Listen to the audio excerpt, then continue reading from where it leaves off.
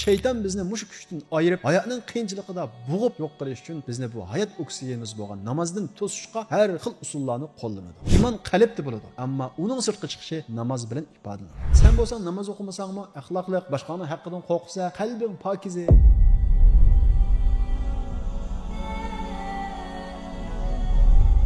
Bir musulmonga nisbatan eng muhim ibodat qaysi? Albatta namoz. Chunki namoz deganlik bir musulmonning musulmonlik kimligi. Chunki namoz deganlik bir musulmonni kofirdan ayirib turadigan alomati. Chunki namoz deganlik bir musulmonning jannatga kiradigan bileti. Chunki namoz deganlik bir musulmonning Robbi bilan uchrashadigan, Robbi bilan munojat qilishadigan vaqti deganlik. Chunki namoz deganlik bir musulmonning iymonining sirtqa chiqqan shakli. Chunki namoz deganlik bir musulmonning ruhiy g'izosi, ma'naviy jihatdagi oksigeni. Chunki namoz deganlik bir musulmonni butun xatolik va gunohlardan qo'g'dab turadigan qo'rg'oni. Chunki namoz deganlik bir musulmonni uni gunohidan poklaydigan eng yaxshi ibodat deganlik. Chunki namoz deganlik bir musulmon qiyinchilikqa uchragan vaqtida uningga yordamda bo'ladigan uning darmoni deganlik. Chunki namoz deganlik bir musulmonni Robbiga yaqinlashtiradigan eng yaxshi vosita deganlik. Mana namoz bir musulmonga nisbatan mushundaq muhim bo'lg'achqa shayton bizni namozdan to'sish uchun har xil vasvasalarni, har xil tuzoqlarni quruydi. Alloh taolo Qur'on Karimda va yasuddakum an zikrillahi va anis solah. Shayton sizlarni Allohning zikridan va namozdan to'sidi deydi. Chunki biz namoz o'qigan vaqtimizda, bo'libmi sajda qilgan vaqtimizda shayton voy deb chaqirib to'lab ketadi. Bu haqda payg'ambarimiz Muhammad alayhisalom "Iza sajada ibnu Adam saha shaytonu ala nafsihi bil vayli va thubur qailan." Agar bir odam namozga tursa, sajda qilsa, shayton o'ziga voy deb to'lab mundaq deydi. Umira ibn Adam bis sujud fasajada. Odam sajda qilishga buyurildi, ya'ni namoz o'qishga buyurildi, u namoz o'qib sajda qildi. Ammo men bo'lsam sajda qilishga buyurildim, sajda qilmadim. Allohning rahmatidan qo'g'landim, jahannam ahlidan bo'lib ketdim. Ma odamni men o'zim bilan birga jahannamga elib ketmay qoldim. U namoz o'qib mendan sapni ayirib oldi deb mushundaq to'lab ketdi deydi. Ya'ni biz namoz o'qib jannat ahlidan bo'lib qolganligimiz uchun, uningga o'xshash jahannam ahlidan bo'lmaganligimiz uchun shayton mana mushundaq qiynalib azoblandi. Demak, biz har vaqt namozga turgan vaqtimizda Allohni xush qilgan shaytonni qiynagan bo'lamiz. Aksicha namozni keyinga tortgan vaqtimizda, namozni qazo qilgan vaqtimizda, namozni tashlagan vaqtimizda, namozga ahamiyat bermagan vaqtimizda Allohni norozi qilgan shaytonni xushal qilgan bo'lamiz. Nima uchun namoz o'qimagan vaqtimizda Alloh taolo bizdan norozi bo'ladi?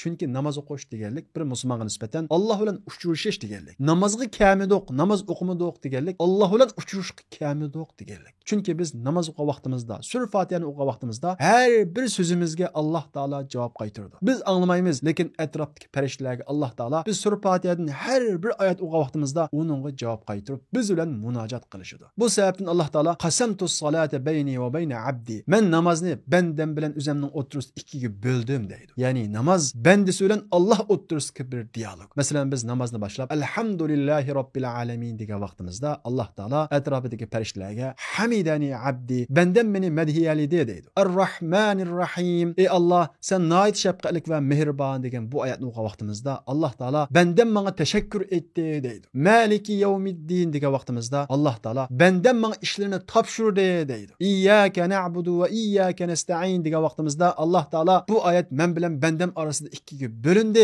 bandam so'rg'inni oladi deydi. Ihdinas siratal mustaqim, siratal ladzina an'amta alayhim, g'ayril mag'dubi alayhim valaddallin degan vaqtimizda Alloh taolo bular bandam uchun, bandam so'rg'inni oladi deydi. Demak, o'qigan sur Fatihimizning hammasi Alloh bilan ilib berilgan bir dialog. Bu sababdan payg'ambarimiz Muhammad alayhisalom in ahadakum qama yusalli innama yunaji rabbah falyanzur kayfa yunaji. Sizlarning biringlar turib namoz o'qigan vaqtida u Robbi bilan munojat qilishayotgan bo'ladi. Ya'ni Robbi bilan pichirlashayotgan bo'ladi. U Robbi bilan qandoq pichirlashganligini qarasin deydi. Endi o'zimizga bir qarab boqaylik. Namoz o'qigan vaqtimizda men Robbim bilan pichirlashyapman deb o'qandiq va namoz bir vazifa, namoz bir yuk, namozni tezroq o'qib o'tib ishimga mangay, namozni tezroq o'qib o'tib xizmatimga mangay deb oldirandiq. Biz namozni bir yuk deb qarab olgan bo'lg'achqa namozdan huzur ololmaymiz. Namozning Robbimiz bilan uchrashadigan, Robbimiz bilan munojat qilishadigan bir vaqt ekanligini esimizdan chiqarib qo'ymizda, namozni tezlam tugutib ishimizga oldiraymiz. Bundaq o'qigan namoz bizga qandoqmi huzur beralsin? Bundaq o'qigan namoz bizni qandoqmi gunohdan tusalsin? Bundaq o'qigan namoz payg'ambarimiz Muhammad alayhisalom va sahobalarga bergan xushallikni qandoqmi beralsin? Bundaq o'qigan namoz dunyoda bizga bundaq manfaat bermaydi ekan,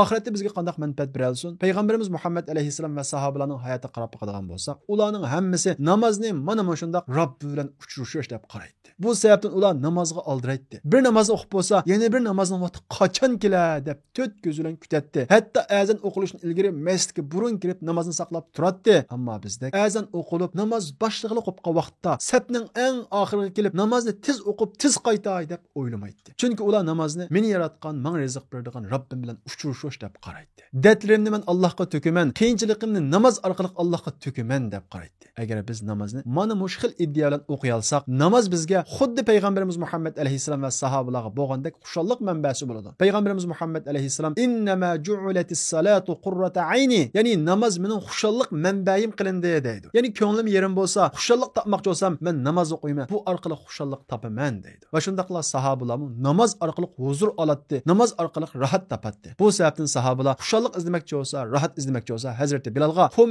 ya Bilal, arihna", ey Bilal bizni rahatlantirgin deydi. Ya'ni azan to'lig'in namoz o'qiyli, bu orqali rahat topayli, huzur olayli deydi. Chunki ular namozni biz yuqorida o'tganimizdek Robbi bilan uchrashish deb qaraydi. O'ylab baqing, bir mansabdorlar uchratsak ko'nglimiz qanchalik xushal bo'ladi? Namoz bir mansabdorlar emas, butun mansabdorlarni yaratgan, butun zaminni yaratgan, butun rizqlar qo'lda bo'lgan Alloh bilan uchrashish. Agar biz haqiqiy ma'noda mana shunday buyuk bo'lgan Alloh bilan uchrashish deb namoz o'qisak, namoz biz uchun xushallik manbasi bo'lib qolmay, biz uchun tarvanmas ruhiy kuch bo'ladi. Bu kuch bizni hayotdagi har xil qiyinchiliklardan saqlab qoladi. Bu sababdan Alloh taolo Qur'on Karimda innal insana xuliqa halu'a, inson nayt ojiz yaratildi. İza massahu sharru jazua, u insonga bir qiyinchilik yetsa zarlang'uchidir. Ya'ni hayotida bir kelishmaslik va bir musibat uchursa zarlanadi. Va iza massahu khayru manua, bir yaxshilik yetsa baxillik qiladi. Pul topsa men topdim deydi. Tini saqib qolsa Allohga isyon qiladi. Illal musallin, faqat namoz o'quvchilar mana shunda qiyinchilik kelgan vaqtda zarlanmaydi. Xushallik kelgan vaqtda haddan eshmaydi. Ya'ni namoz insonning ruhiyatini, kishiligini mana shunda tangshaydi deydi. Namoz biz uchun mana shunda ruhiy uzuq va bizning kayfiyatimizni tangshaydigan, baxillikni saqlaydigan, qiyinchilik uchragan vaqtimizda o'zimizni yo'qotib Alloh isyon qilishni saqlaydigan shunday kuch bo'lgan bo'lg'achqa,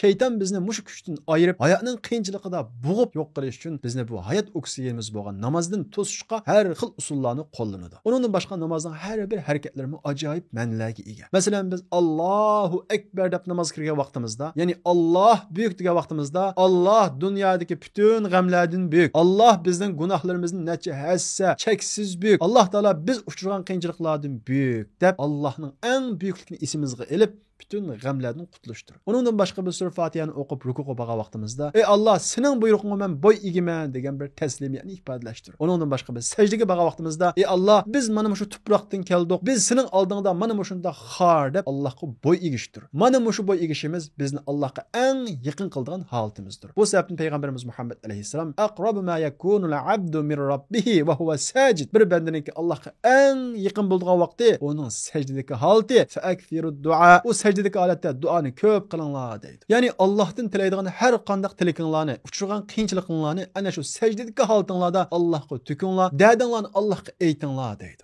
Demek namoz bizga o'xshash dardmand insonlarning darmoni. Shuning uchun biz Allohga eng ko'p shukr qiladigan ishlarning birisi bizga namozdan iborat ma'naviy uzuqni yo'l qo'yganligi. Chunki biz badanimizga kunda 3 qatim tamoq yesak, ruhimizga Alloh bilan kunda 5 qatim uchish orqali g'izo yeymiz, uzuq olamiz. Namoz o'qimagan odam deganlik mana shunday eng qimmatlik ma'naviyati uchun muhim bo'lgan oksigenni olmagan odam deganlik. Bundaq bir odam hayotning qiyinchiliklari oldida zorlanadi, isyon qiladi va shundaqla dardini tukadigan bir yer topolmaydi. Natijada tushkunlik, oxirida bo'lsa o'zini o'ltirib o'xshash hayotini halok qiladi. Demak, namoz Alloh uchun emas, faqat va faqat bizning manfaatimiz uchun yo'l qo'yilgan. Alloh taolo bizning bu hayotda hayot kechirishimiz uchun bug'doy qo'noqni qandoq yaratgan bo'lsa, bizning ma'naviyatimiz uchun Alloh taolo namozni shundoq yo'l qo'ygan. Ammo bir musulmonchi hayotda qiyinchilik uchursa va yoki yordamga ehtiyojli bo'lsa, darhol namozga turadi-da Allohga munojat qiladi. Sajdaga borganda Allohga duo qiladi, Allohdan yordam talab qiladi, dardlarning hammasini Allohga to'kadi. Bu sababdan Alloh taolo Qur'on Karimda "Vasta'inu bis-sabri was-salah", sizlar sabr va namoz orqali Allohdan yordam talab qilinglar deydi. Ya'ni namoz o'qish orqali,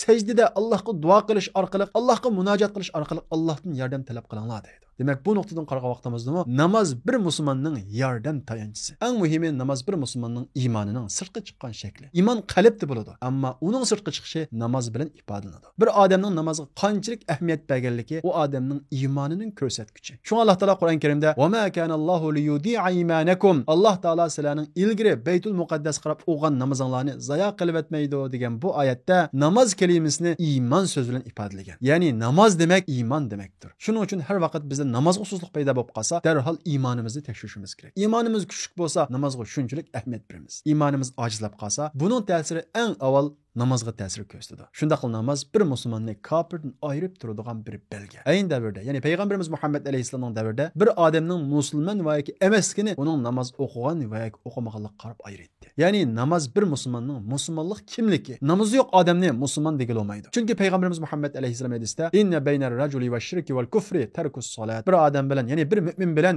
kofir va shirk o'rtasidagi farq namozni tashlashda deydi. Ya'ni namoz o'qiydi ekan, u odamning men mu'min degan gapi rost. Ammo men mu'min deb qo'yib namoz o'qimaydi ekan, u odamning musulmon degili bo'lmaydi. Chunki payg'ambarimiz Muhammad alayhisolam yana bir hadisda "Man taraka as-salata amdan faqad kafar." Qandaq bir odam namozni qasddan tashlaydi ekan, u odam kofir bo'ldi deb nayt uchuq aytdi. Shundaqla Qur'on Karimda namoz va zakotga buyurilgandek hech qanday bir ibodatga buyurilmagan. Ya'ni Qur'on Karimda har qanday bir sahifada namozga buyurilmagan oyat yo'q deyarlik. Cho'qim har bir surada Alloh taolo bizni namozga buyurgan. Va shundaqla Qur'on Karimda namoz o'qimaganlarning oqibatini bayon qilgan. Alloh taolo Qur'on Karimda "Ma salakakum fi saqar." Qiyomat kuni qiyomat ahli saqar degan bu do'zaxga kirib ketgan kishilardan "Ma salakakum fi saqar." Sizlarni bu saqar degan bu jahannamga kirib ketishinglarga nima sabab bo'ldi deb so'raydi. "Qalu lam nakum minal musallin." Biz namoz o'qimabdi ekanmiz deydi. Ya'ni ular namoz o'qimaganligi sababli ana shu saqar degan jahannamga tushadi. Shundaqla namoz mana shundaq muhim bo'lganligi uchun qiyomat kuni bizning eng avval so'roq qilinadigan, hisob qilinadigan ibodat bo'lsin namoz. Payg'ambarimiz Muhammad alayhisolam hadisda "Inna awwalu ma yuhasabu bihi al-'abdu yawmal qiyamah as-salat." Bir banda qiyomat kuni eng avval hisob qilinadigan narsa bo'lsin namoz. Fa in saluhat saluha sa'iru amali. Agar namozi joyida bo'lsa, boshqa amalimiz joyida bo'ladi. Agar namozi joyida bo'lmasa, boshqa amallarimiz joyida bo'lmaydi deydi. Demek namaz bir musulmon uchun mana shundoq muhim. Bu sababdan payg'ambarimiz Muhammad alayhisolam va sahobalar namozni hayotining eng muhim nuqtasiga qo'ygan. Va shundaqla payg'ambarimiz Muhammad alayhisolam jon uzish oldida as-salat as-salat bizga namoz deb tavsiya qilgan. Sahobalar namoz uchun jonlarini bergan. Hatto ana shu hushsiz vaqtlarda ularning xiyolidan namozning muhimligi ketmaydi. Bilginimizdek Hazrat Umar radhiyallohu anhu xanjarlanib ana shu hushsiz yotgan vaqtida atrofidagi sahobalar uni uyg'otolmay qoladi. "Ey Amirul Mu'minin, qopsla deb uyg'otolmay qoladi. Hem bu vaqtda namazning vaqti bo'lib ketadi. Bu vaqtda bir sahabe, ya'ni Misvar ismli bir sahabe ayqiduhu bis salat, bu Amirul Mu'mininni, ya'ni Hazrat Umarni namoz bilan uyg'otinglar. Fa innahu lan tuqiduhu ghayraha. Sizlar namozdan boshqasini uyg'otolmaysizlar. Ya'ni o'shiga keltirolmaysizlar deydi. Mana bu vaqtda as-salatu ya Amirul Mu'minin, ey mu'minlarning amiri, namoz vaqti bo'ldi deydi. Chala hush bilan yotgan Hazrat Umar namoz degunicha hushiga kiradi. Va shundaqla sahobalarni yuragini silib, tahorat qilib namozga o'tiradi. Demak, sahobalarning hayotida, xiyolida, zehnida namoz mana mushundaq muhim o'rinda turadi. Va shundaqla ular bütün azoblarini namozda unutdi. Namoz orqali azoblarni yengiltatdi. Urva ibn Zubayr radhiyallohu anhuning putiga bir xil kasal tegib qoladi. Ya'ni chiritkuchi bir kasal tegib qoladi. Teviblar putingizni kesmasak bo'lmaydi ekan deydi. Va shundaqla buning uchun og'riq his qilmasligingiz uchun sizga bir dori qilamiz. Bu dori sizni mast qiladi. Ya'ni sizni hushsiz qiladi deydi. Urva ibn Zubayr, "Men Robbimni tuniyanmaydigan darajada bundaq hushsiz bo'lib ketishdan xushallik topolmayman. Ya'ni buning uchun men nəhayət azoblanaman. Shunga men namozda turay, ya'ni namozda o'ltiray. Shu vaqtda putimni kesib etinglar. Namoz mening azobimni yengillatadi" deb turadi. Ve ahirda Urva ibn Zubayr radhiyallohu anhu namozga o'tirdi. Teviblar bo'lsa uning putini kesadi. U namozdagi holatda ana shu putning kesilgan azobini nəhayət az his qiladi. Chunki u namozda turgan vaqtda men Robbim bilan uchrashyapman. Men alhamdulillahi robbil alamin degan vaqtimda Robbim menga javob qaytardi. Men Robbim bilan munojat qilishyapman degan bu xil tuyg'udan o'qigan edi. Endi o'ylab baqali. Biri hurmatlik odam bilan gaplashayotgan vaqtimizda balimiz qishimizga kelib bir narsalarni desa uni his qilmaymiz, anglamaymiz. Nima uchun? U odamni biz muhim deb qaragan bo'lg'achqa. Agar biz namozni haqiqiy shaklda men buyuk bo'lgan, butun koinotning egasi bo'lgan Alloh bilan munojat qilyapman deb o'qiydi ekanmiz, biz atrofdan butunlay uzilamiz. Namoz bizning boshqa bir dunyomiz bo'ladi. Shundaqla namoz bizning haqiqiy shaklda bir mirojimiz bo'ladi. Va shundaqla namoz bizning kuchimiz, ruhiy tayanchimiz bo'ladi. Bu sababdan Abu Jahl payg'ambarimiz Muhammad alayhi alayhissalomni Makkada namoz o'qishni cheklagan vaqtida Alloh taolo kalla la tuti'hu wasjud waqtarib, hargiz bo'lmaydi uning itoat qilma, Allohga sajda qil, namoz o'qi, mushu orqali sen o'zing ruhiy kuch topsa hargiz uning itoat qilma degan. Chunki musulmon namozdan ayrilib qolgandan keyin u ruhiy kuchidan ayrilib qoladi, u ma'naviy kuchidan ayrilib qoladi. Namozdan ayrilgandan keyin uning axloq, iymon boshqa qismlaridan chatoq chiqadi. Shuning uchun bugun kunimizda bizning vatanimizda kofirlar eng buni ishni namozdan boshlab atadi, masjidlarni chiqib atadi, namozlarni yig'ib atadi. Ammo biz namozimizdan ayrilib qolgan vaqtimizda hamma narsamizdan ayrilib qolamiz. Shuning uchun mush kunda har xil besimlar sababli vatanimizda namozdan ayrilib qolgan va shundaqla namozdan ayrilishga majburlanayotgan qarindoshlarimiz asla va asla namozdan ayrilmayli. Namoz o'qish uchun qo'limizdan keladigan bütün tirishchiliklarni qilayli. Chunki namozni har vaqt o'qig'ili bo'ladi. O'rtib o'qolmasak, o'ltirib o'qisak bo'ladi. O'ltirib o'qiyanmasak, yetib o'qisak bo'ladi. Hech qanday imkon bo'lmagandimi, qash ishoratlarimiz orqali o'qisak bo'ladi. Hech amal bo'lmasa 24 soat kameraning ostida kuzatib turadigan yerda bo'lsa-mu, qalbimiz orqali o'qisaqmi bo'ladi. Hargiz namozni tashlashga bo'lmaydi. Chunki namoz bizning ma'naviy kuchimiz.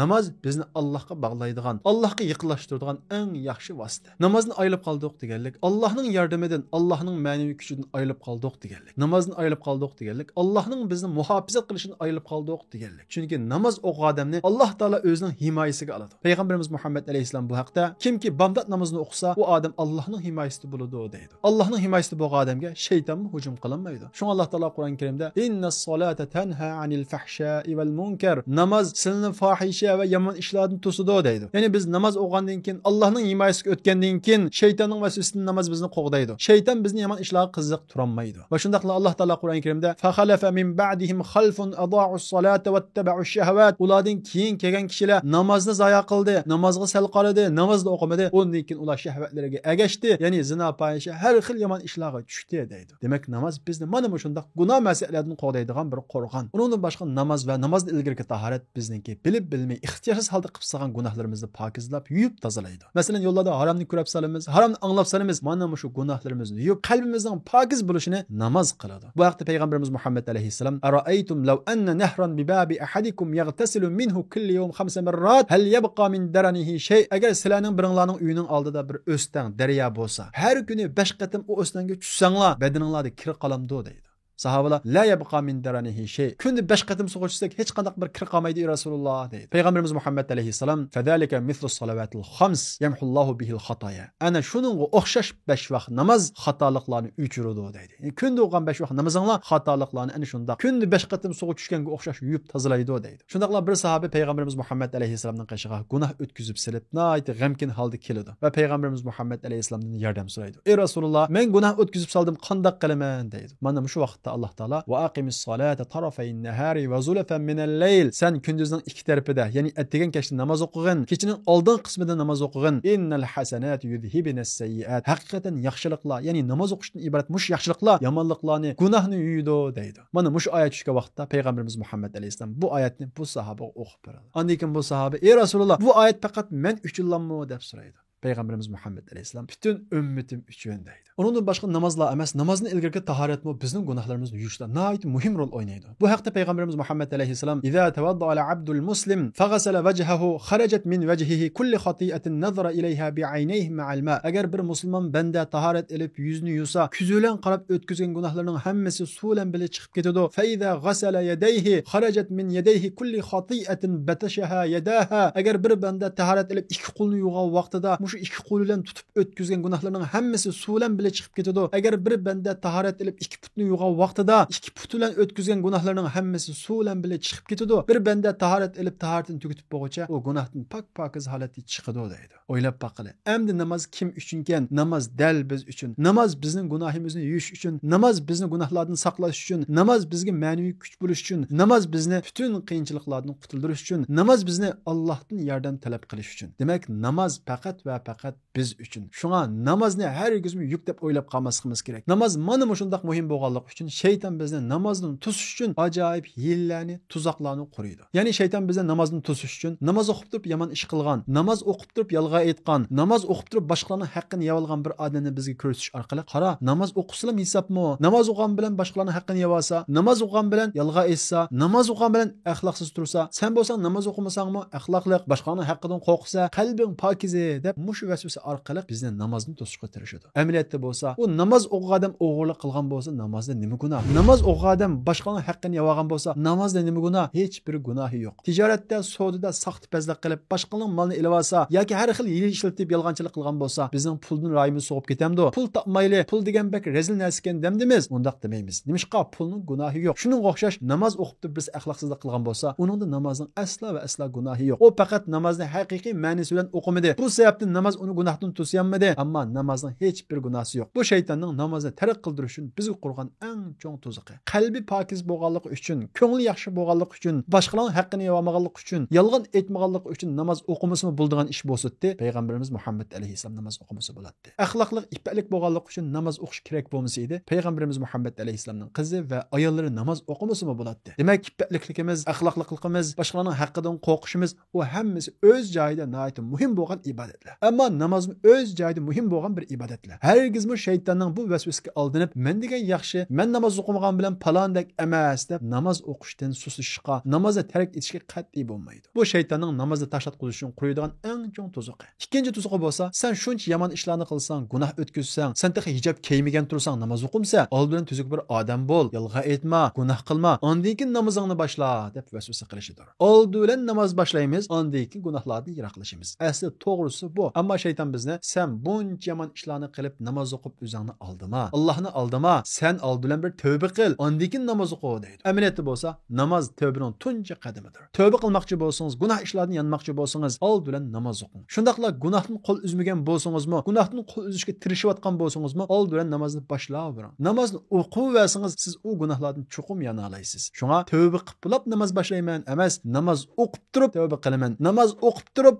gunohlardan qo'l uzman degan bu niyatda shaytonning bu qiltig'iga asla va asla tushmang. Uchinchisi bo'lsa, shaytonning bizga hurullik orqali vasvasa qilish orqali namozni tashlatqizish yelisi. Biz qarab qolgan bo'lsak, ko'p hollarda namozni tashlaganlar hurullik qilib, uni keyniga tortib namozni tashlaydi. Chunki shayton at degandan tortib bizni namozni tashlatqizish uchun bütün ishlarning, bütün yelisining hammasini qiladi. Bu vaqtda payg'ambarimiz Muhammad alayhisalom at deganda tong atganda shayton har bir mo'min bandaning gadinga 3 dona ma'naviy tuganchini chigib qo'ydi deydi. Bu tugunch sababli at deganda azan chiqqan vaqtida yoki bamda namoz o'qay deb qo'pay deb turgan vaqtida shayton uningga uxla va texkechi uzun deb vasvasa qiladi deydi. Mana mushu vaqtda agar bu mo'min banda Allohni aslasa, ya'ni alhamdulillah, Allohu akbar, subhanalloh deganga o'xshash har qanday bir zikrni essa, shaytonning chigib qo'ygan 3 tuganchisining birinchisi ishib ketadi deydi. Ondan keyin o'rnidan turib tahorat olgan vaqtida shaytonning ikkinchi tuganchisi ishladi. Ondan keyin bamdat namoz o'qigan vaqtida shaytonning 3-chi tuganchisi ishladida fa asbahanna shayton. U aktiv bo'ladi, ya'ni hurum bo'lmaydi deydi. Demak, at deganda shayton sizni o'rningizdan turg'izmaslik uchun ana shunday vasvasa qilgan vaqtida a'udhu billahi minash shaytonir rojim deb bu zikrni ayting. Ondan keyin darhol o'rningizdan turib munchaga kirib tahorat qiling. Ondan keyin namoz o'qing. Shunda qilsangiz bir kuningiz nihoyat aktiv. Payg'ambarimiz Muhammad alayhisalom degandek ruhiy pak aktiv bo'ladi. Undan keyingi peshim, asr, sham va xuftam namozlarini hurullik qilmay o'qiy olasiz. Ammo at deganda hurullik qildingizmi, shaytonning tuganchisini yeshanmadingizmi, kashkichilik namozlarni keyniga tortisiz, natijada shunday davom qilaversa, namozni tashlaydigan holatga kelasiz. To'rtinchisi, shayton bizni namozni tashlatqizish uchun namozdagi huzurni qochiradi. Ya'ni namozdagi haqiqiy lazzatni og'il qo'ymaydi. Buning uchun qanday qiladi? Namozni tez o'qishga soladi. Ya'ni oldirtadi. Tez o'qi, darsga chiqib qolsa. Tez o'qi, xirda kelib qoladi. Tez o'qi, fursat ketadi deganga o'xshagan shunday vasvasalar orqali namozni tezlam o'qiymiz. Namozni tez o'qigan vaqtimizda yettigigan tomoqning lazzati bo'lmagandek namozning lazzati bo'lmaydi. Namoz asli ma'nosini yo'qotadi. Alloh bilan uchrashishdan oldirgan odam, Alloh bilan munojat qilishni, tugutishni oldirgan odam qanday u namozni huzur ola olsin? U namoz uningga qanday bir xushalik manbasi bo'la olsin? Amaliyotda bu xil shaklda namoz o'qisak, gadinimizdagi mas'uliyat, majburiyat tushishi mumkin, lekin namozni haqiqiy shaklda o'qigan bo'lmaymiz. Bu sababdan namozdagi huzurni olmaymiz. Namoz bizni gunohdan to'smaydi. Namoz bizning ruhiy dunyomizga ta'sir qilmaydi. Namoz bizga ma'naviy uzuq bo'lmaydi. Bir kuni payg'ambarimiz Muhammad alayhisalom masjidga kirdi. Bir odamning nihoyat tez sur'atda namoz o'qiganligini ko'rib, u odamning qashig'iga kirib, "Solli fa innaka lam tusolli." Qayta namoz o'qi. Chunki sen namoz o'qimading dedi. U odam namoz o'qigan, ammo tez o'qigan. Ammo payg'ambarimiz Muhammad alayhisalom sen namoz o'qimading dedi. Ham o'zimizning namozga bir qarab baqsak, agar Rasululloh bizning namozimizni ko'rsa, "Fa innaka lam tusolli." Sen namoz o'qimading deb qalamidi?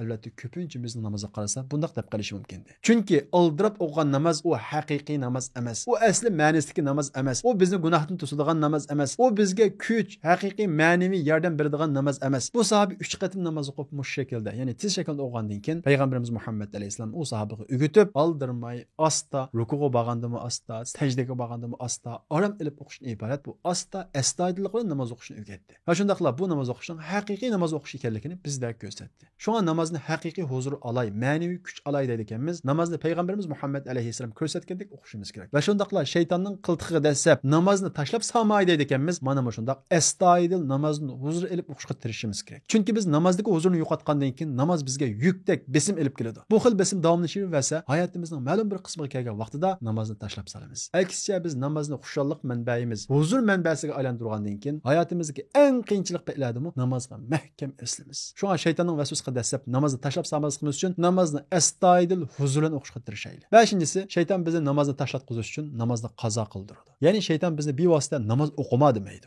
Chunki namoz o'qima deb vasvasa qilsa biz unutmaymiz. Ammo shayton bizga asta namozni qazo qildiradi, kechiktiradi. Keyin tadrijiy holda namozni tashlatqizadi. Shuning uchun eng diqqat qiladigan ishimiz namozni vaqtida o'qishga diqqat qilishimiz kerak. Namozni ishlarimiz qarta emas, ishlarimizni namoz qarta o'rlashtirishimiz kerak. Nurg'unlagan qarindoshlarimiz uchrab qoladi. Men manda chaqda ishlayman, unda chaqda ishlayman deb namoz vaqtlarining hammasiga ish o'rlashtirib o'tadi. Endi namozni qanday qilaman deydi. Amaliyotda bu bizning namoz qilgan eng chong hurmatsizligimiz. Old bilan namozimizni o'ylashimiz, ondan keyin uning qarta ishlarimizni o'rlashtiramiz. Chunki Alloh taolo Qur'on Karimda innas-solata kanat 'alal mu'minina kitaban mawquta namoz müminlarga vaqt bilan farz qilindi deydi. O'ylab bakın, urushdagi shiddatli paytidami namozni vaqtidan kechiktirishga bo'lmaydi. Alloh taolo Qur'on Karimda jang paytlaridami jamoatni ikkiga bo'linib, bir bo'lakka namoz o'qib tursin, yana bir bo'lakka jihad qilsin deb mushundaq yo'llarni ko'rsatdi. Agar xizmat tufayli, pul tepish tufayli, jambaq sababli namozning vaqtini egiz pas qilg'ili bo'ldigan ish bo'lsa-da, albatta namozning vaqtini amaldan qoldirgan bo'ladi. Demak, namozning vaqti namoz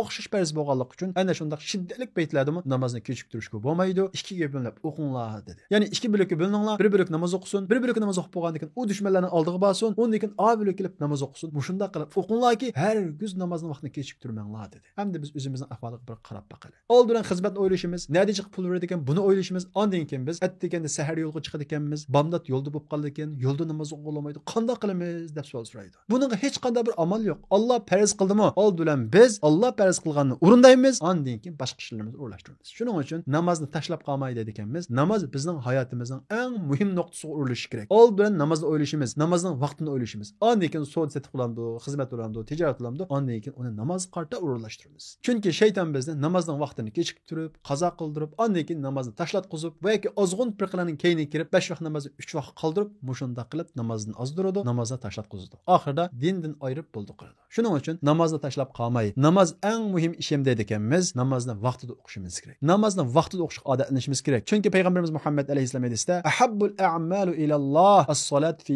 awwal vaqtiha. Allohga eng yaxshi ko'rilgan amal namozni eng avvalgi vaqtida, joyida vaqtida o'qish degan. Demak, shunga namozni ba'zan chiqib bo'lguncha imkon qadar masjidda jamoat bilan o'qishga odatlanishimiz kerak. Shundaqla jamoat bilan o'qigan namozning savobi yolg'iz o'qigan namozning 27 hassa ortiq. Shundaqla masjidga borgan, mashinada borgan bo'lsak, chaqs aylangan hammasi qiyomat kuni biz uchun yaxshi amal qatori daftarimizga yoziladi. Bo'libmi bomdod va xutbam namozni jamoat bilan o'qishga ahamiyat bersak, nihoyat katta savob qilishimiz. Bu vaqtda payg'ambarimiz Muhammad alayhisalom qanday bir odam xutbam namozni jamoat bilan o'qiydi ekan, u kechining 20gachilik qiyomda turganga, ya'ni kechining 20gachilik namoz o'qiganga o'xshash savob beriladi. Qanday bir odam bomdod namozini jamoat bilan o'qiydi ekan, u butun bir kecha namoz o'qiganga o'xshash savob beriladi dedi. Demak, bir odam bomdod va xutbam namozini jamoat bilan o'qiydi ekan, u bir kecha qiyomda turganning savobini oladi. Undan boshqa jamoat bilan namoz o'qish bizni ruhiy tushkunlikdan saqlaydi, yolg'izlik kasalligidan saqlaydi. Ya'ni bizning ijtimoiyligimizni o'stiradi. Demak, biz yuqorida o'tganimizdek namoz musulmonning kimligi. Boshsiz tana tasavvur qilg'ili bo'lmagandek namoz bir musulmonni tasavvur qilg'ili bo'lmaydi.